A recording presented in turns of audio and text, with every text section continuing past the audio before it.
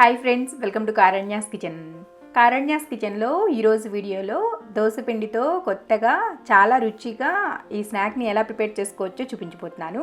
చాలా టేస్టీగా ఉంటుంది, ఒకసారి తప్పకుండా ట్రై చేయండి. పిల్లలకు నచ్చేలాగా కొత్తగా ఈ స్నాక్ని ప్రిపేర్ చేసుకోవడానికి ముందుగా 1 కప్పు వరకు దోసపిండి తీసుకోండి. తర్వాత ఒక మిక్సీ జార్ని తీసుకుని అందులో 1 కప్పు వరకు పుట్నాల పప్పు వేసుకుని బాగా మెత్తగా గ్రైండ్ చేసుకోండి. చూడండి, ఇలా మెత్తగా గ్రైండ్ అయిన ఈ పుట్నాల పప్పును కూడా మనం ముందుగానే తీసి పెట్టుకున్న దోసపిండిలో వేసుకోండి. ఇప్పుడు ఇందులోకి ఒక 1/2 టీ స్పూన్ వరకు జీలకర్ర పొడి, మీ రుచికి సరిపడినంత కారం వేసుకోండి. ఇక్కడ నేను 1 స్పూన్ వరకు వేస్తున్నాను. అండ్ అలాగే ఒక 1/2 స్పూన్ వరకు వాము వేసుకోండి, అరుగుదలకు కూడా చాలా మంచిది. నెక్స్ట్ మీ రుచికి సరిపడినంత ఉప్పు వేసుకొని ఇందులో కొద్దిగా ఇంగువ వేసుకోండి. మీకు ఇంగువ ఇష్టం లేదు అనుకుంటే స్కిప్ చేసేయచ్చు. ఇప్పుడు ఈ దోస పిండి కొంచెం లూజ్గానే ఉంటుంది కాబట్టి ఒకసారి కలుపుకుని చూడండి. అవసరం పడితే తర్వాత అయినా సరే నీళ్ళు పోసుకోవచ్చు. ఆ గెరిటలో చెప్పాలంటే పిండి 3 గెరిటల వరకు ఉంటుంది. చూడండి, మనం తీసుకున్న దోస పిండిలో నీళ్ళు అనేవి సరిపోయాయి. ఇక్కడ నేనైతే ఎక్స్ట్రా నీళ్ళు ఏమీ యాడ్ చేయలేదు. అండ్ మీరు తీసుకునే దోసపిండిలో ఉప్పు కానీ ఉంటే చూసుకుని వేసుకోండి. ఉప్పు ఓన్లీ పుట్నాల పప్పుకి సరిపడినంత మాత్రమే వేసుకోండి. ఇప్పుడు ఇందులో 1 స్పూన్ వరకు నూనె కూడా వేసుకుని చక్కగా ఒకసారి ఒక ముద్దలాగా వచ్చేటట్లు కలుపుకోండి. మరీ గట్టిగా ఉండకూడదు, అలాగని బాగా లూజ్గా కూడా చేసుకోవద్దు. ఇక్కడ నేను మీకు పిండి కలిపిన తర్వాత చూపిస్తున్నాను చూడండి. ఈ విధంగా సాఫ్ట్గా ముద్దలాగా ప్రిపేర్ చేసుకోండి. చపాతీ పిండి కన్నా లూజ్గా ఉండాలి, అలా కానీ గట్టిగా కలిపేసుకున్నారంటే ఒత్తేటప్పుడు కష్టమవుతుందన్నమాట.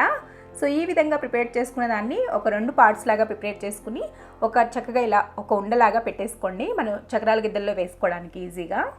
ఇలా చేసి పెట్టుకున్న ఈ పిండి ఉండలను పక్కన పెట్టేసుకుని ఒక చక్రాల గిద్దలను తీసుకోండి. చక్రాల గిద్దలకి మనకి ఈ ఆకు పకోడీ వేసుకునే ప్లేట్ ఉంటుంది కదా, అది పెట్టుకోండి. ఇప్పుడు ఈ గిద్దల్లో కూడా కొద్దిగా నూనె అప్లై చేసుకోండి, ఈజీగా దిగిపోతుంది. అప్లై చేసుకుని మనం ముందుగా ప్రిపేర్ చేసుకున్న పిండి ముద్దను ఇందులోకి పెట్టుకోండి. సరిపడినంత పెట్టుకుని ఈ విధంగా క్లోజ్ చేసుకుని రెడీగా పెట్టుకోండి. ఇప్పుడు వీటిని ప్రిపేర్ చేసుకోవడానికి స్టవ్ ఆన్ చేసుకుని స్టవ్ మీద ఒక కడాయిని పెట్టుకుని అందులోకి డీప్ ఫ్రైకి సరిపడినంత నూనె పోసుకుని నూనె వేడైన తర్వాత నార్మల్ హీట్ ఉంటే సరిపోతుంది, బాగా వేడిగా చేసుకోవద్దు. మనం ముందుగా ప్రిపేర్ చేసుకున్న ఆ గిద్దలతో ఇలా ఒత్తుకుంటూ ఇలా చక్రంలాగా వేసుకోవడమే, పకోడీలాగా. చాలా సింపుల్ కదా. దోసపిండితో ఎప్పుడు మనం పునుగులు అలాంటివి వేసుకుంటూ ఉంటాము. అండ్ లాస్ట్ టైం నేను బూందీ రెసిపీ కూడా చేశాను, చాలా టేస్టీగా ఉన్నాయి. అవి కూడా ఒకసారి ట్రై చేయండి. మీరు కావాలనుకుంటే లింక్ అనేది డిస్క్రిప్షన్ బాక్స్లో ఇస్తాను. ఇలా ఈ పకోడీ వేసుకుని కాలిన తర్వాత రెండో వైపుకి టర్న్ చేసుకోండి. టర్న్ చేసుకుని ఎర్రగా క్రిస్పీగా వేగేంత వరకు ఫ్రై చేసుకోండి. ఇలా ఎర్రగా క్రిస్పీగా కాలిన వాటిని తీసేసి ఒక ప్లేట్లోకి వేసుకుని పక్కన పెట్టుకోండి. ఇదే విధంగా మిగిలిన పిండితో కూడా వీటిని ప్రిపేర్ చేసుకోవాలి. ఒక 3-4 చుట్లు అయితే వస్తాయి. చాలా టేస్టీగా ఉంటాయి అండ్ చాలా ఈజీ కూడా ప్రిపేర్ చేసుకోవడం.